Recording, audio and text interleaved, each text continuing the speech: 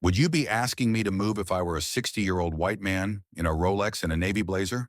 The question sliced through the silence of first class, freezing every passenger mid-breath.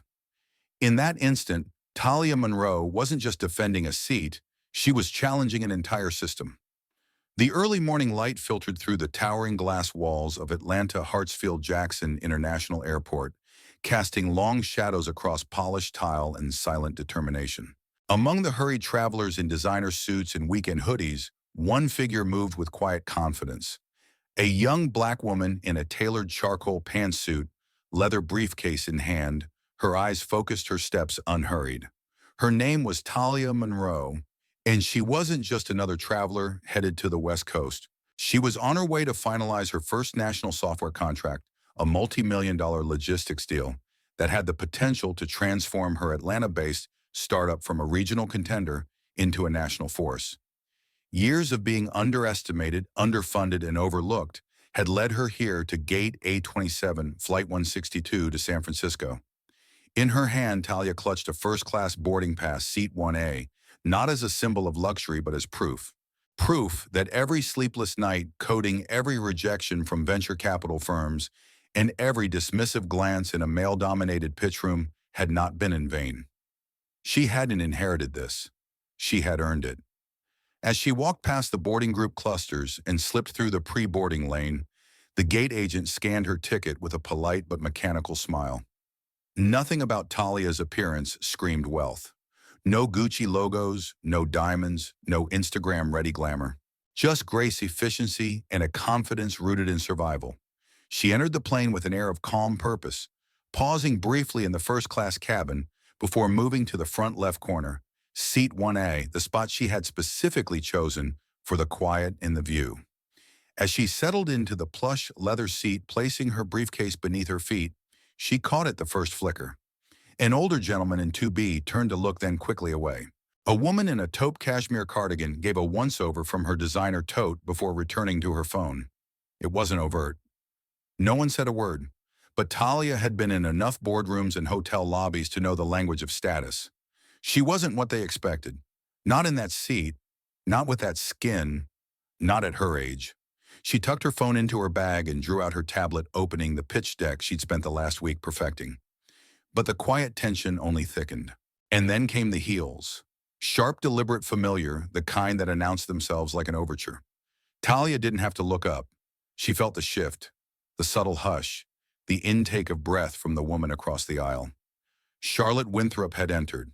With her silver-white bob, oversized sunglasses, and cream-colored wrap coat, she glided down the aisle as though the plane were her personal parlor.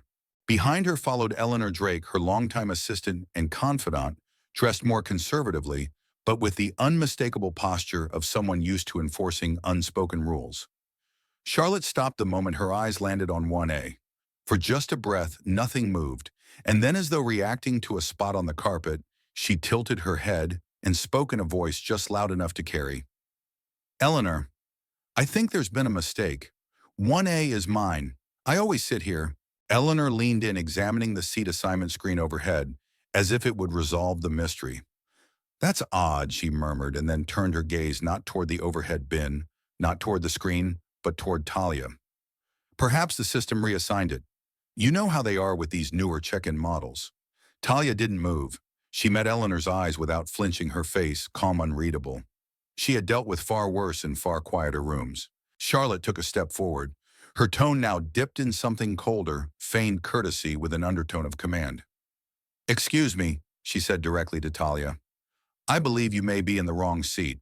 I've had 1A on every flight for the last 12 years. I'm Platinum Legacy. I don't think they give this seat to just anyone." "There it was," the quiet part said almost out loud. Talia kept her voice measured. "I reserved 1A a month ago," she said, opening her clutch and presenting the boarding pass. "It's printed here. If there's any issue, I'm sure the crew can assist." Her words were polite, but her tone was immovable. Eleanor blinked, seemingly surprised that Talia hadn't immediately offered to move. Charlotte's gaze dropped to the pass, then lifted again, narrowing. "Well, systems do make mistakes," she said with a chuckle that wasn't a chuckle. "Maybe you'd be more comfortable in one of the other seats. I believe they have an aisle open in 3D. Still first class, of course." The suggestion sounded helpful on the surface, but everyone in earshot knew what it really was, an attempt to remove a woman from a place someone else had assumed she didn't belong. Talia didn't rise. She didn't snap. She simply sat straighter. "This is my seat," she said evenly, "and I'll stay right here." Her voice didn't rise above a whisper, but the firmness in her eyes did what volume never could. Charlotte wasn't used to that. Not from someone younger. Not from someone she didn't think of as a peer. She stood there for a moment too long, as if waiting for Talia to come to her senses. Then turning slightly to Eleanor, she spoke again this time, not to Talia, but about her, as if she were invisible. "Well, this is what happens when the airline forgets who built its reputation. Flying used to mean something." Eleanor said nothing, but her silence, as always, echoed louder than any words. A few other passengers glanced toward the aisle. No one said a word. No one offered support. But Talia didn't expect them to. She'd walked alone before. A male flight attendant approached Jacob Finley, according to his badge, his expression somewhere between uncertain and apologetic. "Is everything all right here, ladies?" he asked, already sensing it wasn't. Charlotte turned to him with the well-practiced smile of someone used to getting their way. "Jacob, I'm sure you know me. I always fly with you. There seems to be a seating error. I should be in 1A. Jacob hesitated. His eyes flicked from Charlotte to Talia, to the boarding pass still calmly displayed in her hand. Then he gave a small, polite nod. "Let me just check with the manifest, ma'am." "One moment." He disappeared toward the galley. Charlotte sighed, not with impatience, but with performative disbelief. "Honestly," she said, not quite whispering, "we give up everything to earn these perks, and then they just hand out the crown jewels to whoever shows up with a smile and a startup." Talia said nothing. She didn't have to. Her presence, poised, unbothered, was the statement. Eleanor leaned in slightly, her voice softer than Charlotte's, but laced with the same intention. "Sometimes it's easier to pick your battles, dear. You've clearly done well for yourself. Is a seat really worth all this attention?" Talia's smile was slow and steady, a response that needed no words. She had learned long ago that some people only understood boundaries when you drew them in stone, and she had carved this one seat, this one moment, with sweat, silence, and sacrifice. No amount of polite pressure would undo that. A few rows back, Margaret Shaw, the flight supervisor, was now watching the scene unfold. She whispered something into her headset eyes, scanning the cabin, assessing not just the seats but the optics. Another flight delay announcement echoed faintly over the speaker, citing routine protocol confirmation. The real delay, however, was unfolding at 1A, not with turbulence but with challenge, with a young woman who refused to be quietly erased. And as Margaret made her way forward, tablet in hand, unaware that the course of the entire flight and the airline's culture was about to change, Talia remained still, her gaze fixed forward, her posture perfect. Not because she needed the world to notice, but because she refused to disappear. The tension that had hung in the first-class cabin like a silent fog at the end of Chapter 1 didn't dissolve, it deepened. Talia Monroe remained seated in 1A, back straight, gaze forward, the hum of the aircraft's systems now underscored by the rustle of judgment. Around her, the quiet stares had turned into hushed conversations and disapproving glances exchanged across rows. And while Charlotte Winthrop stood with an air of authority just feet away, Eleanor Drake hovered beside her, arms crossed in quiet solidarity, exuding the restraint of someone who never raised her voice, but always made her presence felt. The overhead bin clicked shut as another passenger boarded, and the crew moved with tight smiles that couldn't mask their unease. But Talia didn't waver. She hadn't come this far from startup meetings in rented co-working spaces to a multi-state logistics software deal to surrender her seat not just physically, but symbolically. As if on cue, Jacob Finley reappeared near row 1, his expression cautious. Behind him followed Margaret Shaw, clipboard in hand, earbuds and lips pursed. The two exchanged a glance that said far more than words ever could. Jacob stepped forward, hands folded neatly, voice polite but practiced. "Miss Monroe, thank you for your patience. To ensure everything runs smoothly, we'd like to ask if you'd be open to relocating to seat 3D. It's also in first class, of course, and would help resolve a misunderstanding with another valued passenger." The word misunderstanding lingered in the air like smoke. Margaret, standing just behind him, nodded, as if affirming the suggestion. Talia looked at both of them. Her voice remained low, but each syllable was crystal clear. "So let me get this straight. You're asking me to move from a seat I paid for reserved weeks ago and confirmed at the gate because someone else believes it should be theirs. Jacob hesitated. Margaret stepped forward, her tone soothing, as if speaking to someone on the verge of overreacting, though Talia hadn't moved an inch. Miss Monroe, we understand your concern, and we absolutely appreciate your loyalty. This is more about maintaining a peaceful environment for all our passengers. Charlotte's arms still folded with the kind of casual arrogance that came from years of getting her way, chimed in her voice loud enough for the cabin to hear. Exactly. Let's not make this difficult. This seat has always been mine. The airline knows that. These new booking systems just throw things off. You're young, you'll have plenty of chances to enjoy first class in the future. Several heads turned, some nodded, others shifted uncomfortably in their seats. And then with a calmness that cut through the pretense like a scalpel, Talia asked the one question that would change the tone of the entire flight. Would you be asking me to move? She said, eyes trained on Jacob if I were a 60-year-old white man in a Rolex and a navy blazer. The cabin fell into silence. Even Margaret blinked. Charlotte's lips parted, then closed again. For the first time, Eleanor looked unsure. Jacob's face drained a shade. Miss Monroe, that's not what this is about, isn't it? Talia's voice didn't rise. She didn't have to raise it. Every ear in first class was now attuned to her. Every passenger, from the suited man scrolling his phone in 2C to the elegant woman clutching her pearls in 1D, was watching, listening, shifting in their seats as the truth hovered over them like turbulence. Without another word, Talia calmly reached into her bag and pulled out her phone. Her fingers moved smoothly across the screen, tapping a name, Devin Harris. As the call rang, Charlotte leaned toward Eleanor, whispering something that sounded suspiciously like, "This is getting ridiculous." Eleanor didn't reply. On the third ring, the voice answered, deep, clear, professional. "Devin Harris," Devin, Talia said without looking away from Jacob. "I need your help. I'm on flight 162. There's an issue with a seating dispute in first class, and the crew is asking me to move to accommodate another passenger. I believe it's related to bias. I'd like to escalate it through the appropriate channels immediately." There was a beat of silence. Then Devin's voice came firm and steady. "Stay exactly where you are, Talia. I'll alert the CEO's office in aviation ethics immediately.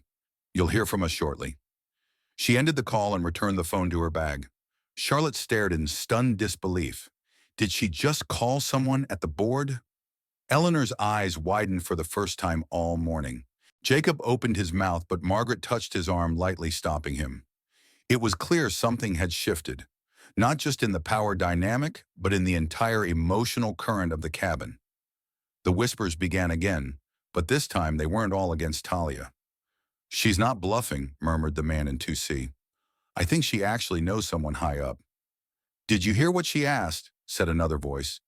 That question about the Rolex guy, that hit different. Charlotte, refusing to retreat, folded her arms tighter. "This is absurd.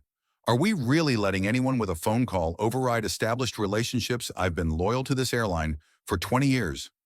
Her voice had begun to rise, now edged with desperation instead of entitlement. But no one echoed her. Eleanor reached out gently, brushing Charlotte's arm. "Maybe we should just wait to see how they respond. Escalating might not help right now." From the galley, Jacob and Margaret retreated for a hurried, hushed discussion. Behind closed curtains, they debated their next steps. "This is spiraling," Jacob whispered. "She called Devin Harris. If corporate gets involved mid-flight, we're exposed." "It's a PR nightmare waiting to happen," Margaret muttered. "Charlotte's important, but this woman, she just flipped the whole cabin dynamic, and she's calm. Too calm, which means she knows she has power." "What do we do?" Jacob asked. Margaret looked toward the curtain, listening to the rising murmurs beyond it. "We wait, and we call corporate before she does again." Meanwhile, in 1A, Talia remained unmoved. She returned to her tablet, scrolling through her contract one more time, her fingers steady, her mind clear. But inside, she could feel it. The air had shifted. The judgmental tension from earlier had been replaced with something else. Caution, curiosity, respect. And for the first time since boarding quiet support, one row back, a middle-aged woman leaned forward and whispered gently, "You handled that with real grace." Another man simply nodded when Talia's eyes met his. She didn't smile. Not yet. This wasn't over. But the shift had begun. It was the beginning of a quiet rebellion, one that didn't require yelling or confrontation. Just poised clarity in a single well-timed phone call. And soon, high above Georgia, as Flight 162 cruised westward through calm skies, another shift would take place.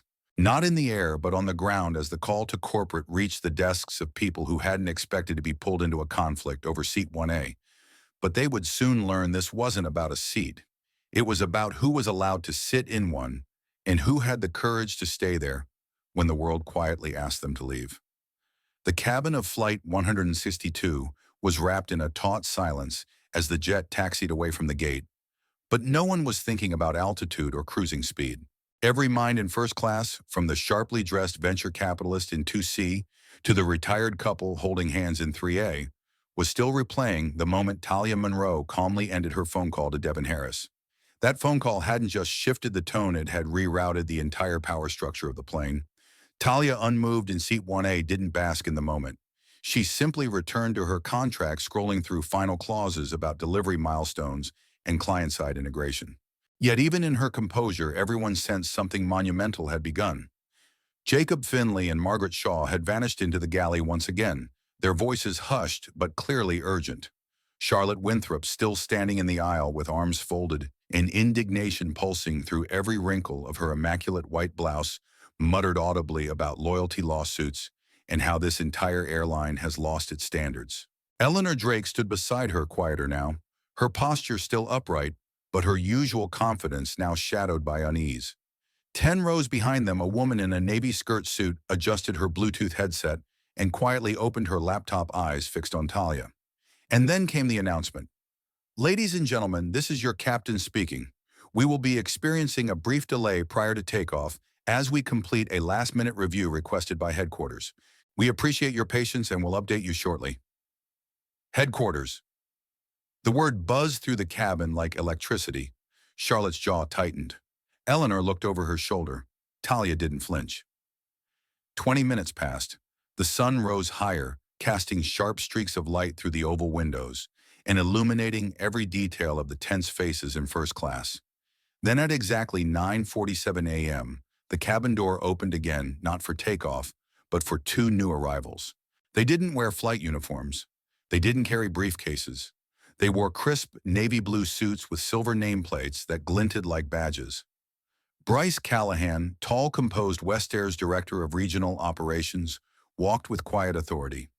Beside him, Nina Torres, sharp-eyed and resolute, moved like someone who had seen every trick privilege could play and had written the manual on ending it. All heads turned, some passengers straightened in their seats. Others looked away, pretending not to stare, though every heartbeat quickened. Bryce stopped at the front of the cabin, voice firm but neutral. Jacob Finley, Margaret Shaw. Please come with us to the crew conference room at the rear of the aircraft. We'll need a private moment. The silence was broken only by the soft shuffle of the two crew members, rising, eyes cast downward. Charlotte watched, eyes wide. Wait, what is this? Are you here about that woman's phone call? This is absolutely absurd. Nina turned her gaze to Charlotte, not unkind but completely unmoved. Ma'am, we'll speak with all parties shortly. Please take your seat for now. Charlotte blinked, stunned at being silenced so swiftly. Eleanor touched her arm again, a gesture that no longer reassured but restrained. Jacob and Margaret disappeared down the aisle with Bryce and Nina. The curtain closed behind them. The buzz of speculation grew again. A man in 3C whispered to his wife, "You think they're really going to do something about it?" A young woman leaned toward her phone, silently typing something she would later post to social media. Something huge is going down on this flight. In Seat 1A, Talia remained still, but her fingers had stopped moving across her tablet. She wasn't afraid. She was ready. 25 minutes later, the curtain opened. Bryce and Nina returned, Jacob and Margaret behind them, but now their body language was different. Margaret's usual calm was replaced with pallor. Jacob's hands trembled slightly as he adjusted his tie. Bryce stepped forward. "Ladies and gentlemen, thank you for your patience.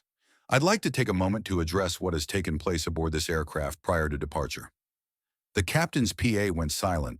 The hum of the cabin vanished. Bryce's voice filled the space like a courtroom verdict.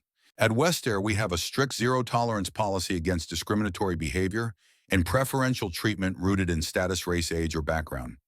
After a swift but thorough preliminary investigation, we have identified violations of company ethics and passenger rights that require immediate action. He turned to face the front row, his next words slower, weightier. Effective immediately, lead flight attendant Jacob Finley and flight supervisor Margaret Shaw are hereby suspended from all flight duties pending a full internal review. They will disembark from this aircraft and will not continue with Flight 162 today. A collective gasp rippled through the cabin. Margaret's breath caught. Jacob looked like someone who had never considered that rules could apply to him, too. Two security officers in plain clothes entered quietly and escorted them toward the front, away from the eyes of first class. Bryce wasn't finished. He turned his attention toward Charlotte Winthrop.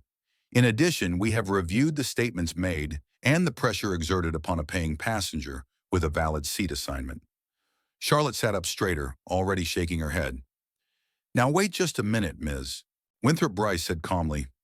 "Your Platinum Elite status is hereby revoked effective immediately. Your conduct on this flight, including your attempts to displace another passenger based on personal assumptions and legacy privilege, violates the core standards of West Air. You will also not be permitted to complete this journey on Flight 162. Charlotte's face flushed crimson. Her mouth opened, searching for a protest, a threat, a way out, but none came. "I've flown with this airline for 20 years, she hissed. "I've brought you millions in business, and you are no longer welcome to represent what this airline stands for," Nina said. Her tone was firm but not angry. "Simply final. We value loyalty, not legacy entitlement. You may collect your belongings now. You will be escorted off this aircraft." The moment Charlotte stood, the spell broke. Every eye followed her as she shuffled past, no longer with elegance, but fury, shame, and disbelief. Eleanor, visibly shaken, stood as well, though her expression was one of regret, not rage. She looked at Talia, and for the first time that morning, her eyes met hers, not with judgment, but with a silent apology. As the cabin door shut behind them with a heavy click, it wasn't just an exit. It was a symbolic closure, the end of an era where perceived power could override justice. And in its place, something new began. Bryce turned back toward Talia. His face softened, but his voice remained respectful. "Ms. Monroe," he said, "on behalf of West Air, we offer you our sincerest apology. You should never have been made to justify your place here." Nina stepped forward. "As a gesture of our respect, we'd like to offer you 2 years of complimentary first-class travel with West Air. More importantly, your experience today has sparked immediate revisions in our VIP policy and crew ethics training. What you've done today won't just stay on this flight." Talia, composed as ever, stood slowly, not to celebrate, not to gloat, but because she knew she needed to speak. "Thank you," she said, her voice calm. "But I didn't stay in this seat for perks or recognition. I stayed because too many people like me, young, black, underestimated, are taught to yield even when we've earned our place. I just wanted what I paid for, what I deserved, what I worked for. There was no applause, no cheers, just reverent silence. A new kind of respect, one that no seat assignment could ever grant." The plane finally prepared for departure. A new crew took over quietly, seamlessly. The flight resumed, and passengers leaned back into their seats. But the atmosphere was different now. Softer, sharper, wiser. Some offered Talia nods of respect. Others smiled or whispered thanks. Even those who had once questioned her now sat in quiet reflection, aware that the flight they had boarded was not the same one they were on now. By the time Flight 162 touched down in San Francisco, the story had already begun to spread. The woman in 1A had not only changed the direction of the flight, she had altered the altitude of the conversation nationwide. And as she stepped off the aircraft, briefcase in hand, head high, every step she took felt like a new standard for what fairness in America could and should look like. The world would remember this moment, and they would call it what it was, the Talia Monroe stand. Sometimes the most powerful stand you can take is the one where you simply don't move. Talia Monroe didn't shout. She didn't argue. She didn't cause a scene. What she did was far more impactful. She stood her ground with calm confidence, backed by integrity, and reminded an entire system that respect must be earned, not inherited. This story teaches us that real change doesn't always come with loud protests or dramatic speeches. Often it begins in everyday moments, in a seat at a counter, in a conversation where someone is quietly tested. And in those moments, it's not about proving yourself to others. It's about honoring the years you've spent proving yourself to yourself. Talia's courage exposed something many have experienced, but few confront the invisible weight of legacy privilege. She didn't attack Charlotte Winthrop's history. She didn't need to. She showed that legacy means nothing if it comes at the cost of fairness. Her refusal to be displaced wasn't just for her. It was for every young, underestimated, underrepresented person who's ever been told directly or indirectly that they don't belong. The lesson here is simple. Know your worth, claim your space, and never let politeness become the mask of prejudice. To the airline's credit, they listened. They changed. And that's another powerful reminder institutions do shift, but only when someone challenges them with clarity and courage. So, to our listeners and viewers across America especially, those who've ever been overlooked, undervalued, or underestimated, this story is for you. You don't need permission to belong in places you've earned. Whether it's a seat on a plane, a role in a company, or a voice in a room, if you've worked for it, stand your ground. On behalf of the U.S. Daily Story Channel, thank you for spending your time with us today. We hope Talia Monroe's journey inspired you as much as it inspired us. If her story reminded you of an experience of your own, we'd love to hear it. Drop us a comment, share your thoughts, and don't forget to like and subscribe for more powerful stories of justice, resilience, and quiet revolution. Until next time, remember, the seat you fight to keep may become the seat that changes everything, not just for you, but for generations to come. Thank you and take care.